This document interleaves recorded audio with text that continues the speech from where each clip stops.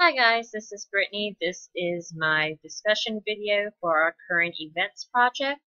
So the article that I chose for my current events is here. It is called Research 6 in 10 Millennials Have Low Technology Skills by Diane Schaffhauser. It was posted just this year, so it's a very recent article. It's a pretty short article in addition to that, but it is basically making the claim from a research that was done by the Program for International Assessment of Adult Cooperation and Development, or PIAAC, that 6 out of 10 millennials, and millennials are those between the ages of 16 and 34, who basically are really in this digital age, or really pioneers of this digital age, don't have the technology skills that employers are looking for in the workplace. So they aren't as technology savvy as they claim or that we think that they are. What this means is that when employers are really looking for all of these up and coming students to really have all these skills to be able to use, I know they mentioned in particular searching for and emailing data from a spreadsheet, that they don't have those skills in their skill set, and so they aren't being prepared as employers in the workplace. And so it describes here just a little bit about the actual survey, just based on how well a person did, that they fell into 4 different levels, and that it was anyone who scored below a 2. So in these first 2 levels, that was really considered not meeting their goals, not meeting the technology goals that they really needed. And so it just goes through the negative onsets from this. It also goes through the fact that this same survey does promote an organization that really champions STEM education, science, technology, engineering, and math education.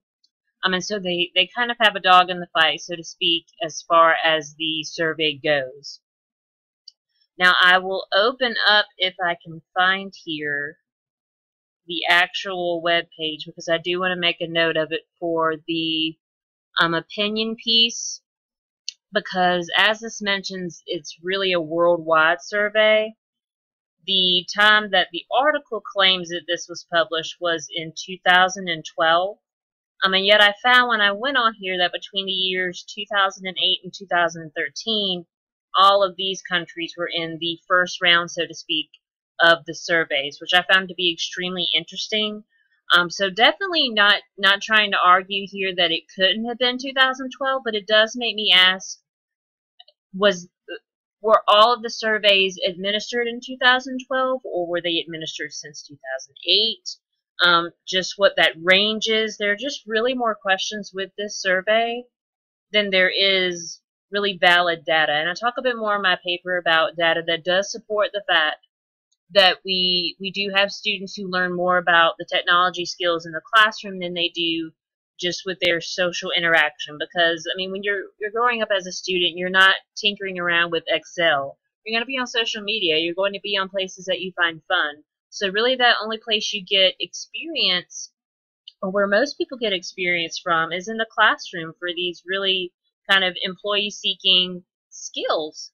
And so I definitely don't disagree with the article, but I do think this particular survey may not be the best one to prove that. I also think, just to mention a millennial, I mean, the ages of 16 to 34, that is quite a range.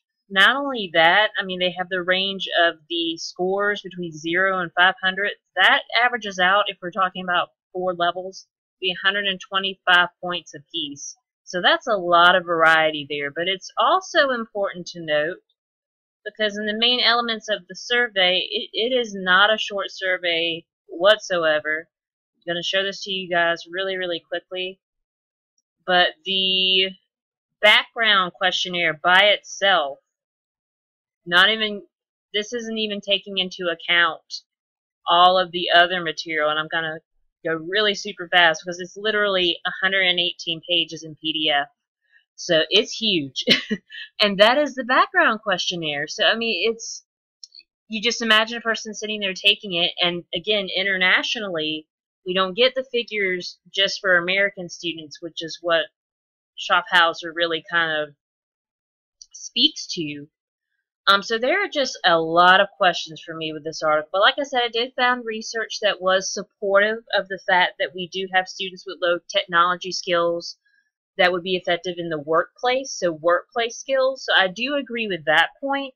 I just definitely think that we can move forward with maybe a more specific survey, especially for America. I mean, I thought about it when I'm going through what are these students that have a lot of access to technology? What region are they in? North, south, or the west coast, east coast?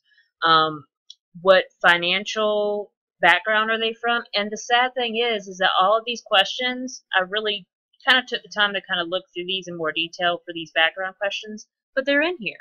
So the questions are in the survey. I mean, I kind of, they didn't really say, but I kind of assumed that these weren't voluntary by the way they worded some elements on the survey. But whether they were or not, I mean, just the fact that some people did submit, I mean, education and training, what students did have the resources, which ones can we really kind of go to? So there was so much I feel like in this survey that wasn't touched on that this particular article just kind of lost its validity to me. It kind of lost its power. So that was just my take on it. Like I said, I definitely do appreciate its message. I definitely do appreciate that we do need to start teaching students more about computer skills that will really help them. Like I said, like Excel and Word and things they aren't so familiar with, because those are things that are, I mean, we're in a very, very digital age where everything evolves so super quickly. And students do need these skills in order to compete in the workforce and to have burgeoning careers that will continue to evolve our society digitally and otherwise. So that was my video discussion as I highlight everything. I hope you guys really enjoyed it. I can't wait to watch all of yours as well. Thanks. Bye.